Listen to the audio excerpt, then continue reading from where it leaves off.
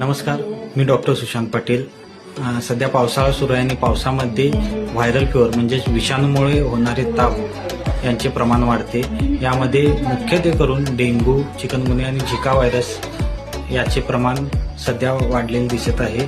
आपल्या भागात झिका व्हायरस नाही आहे, पण डेंग्यू आणि चिकनगुनिया या कॉमन गोष्टी आहेत. तिन्ही आजार फक्त आणि फक्त डास चावल्यामुळे आपल्याला होऊ शकतो. त्यामुळे डास चावून न घेणे याची काळजी घेतली तर आजार आपल्याला कधीच होणार नाही. आणि आजारी पडून बरं होण्यापेक्षा आजार न आलेलं कधी पण चांगलं.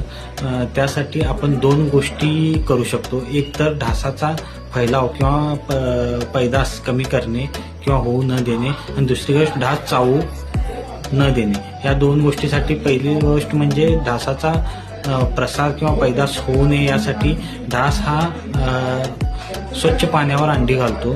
त्यामुळे घरातील खर्चाचे पाणी जे आपण वापरतो त्यांना झाकण लावून ठेवा.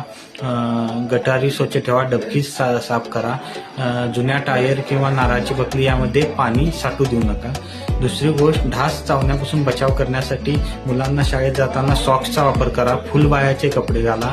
आपण कोणत्याही कामासाठी बाहेर पडताना फुल कपडे घाला. हा डास सकाळचा चावतो, दिवसभरात चावतो, त्यामुळे ही काळजी घ्या. आणि डासाचे रिपेलंट्स म्हणजे मलम आणि उदबत्तीचा वापर करा.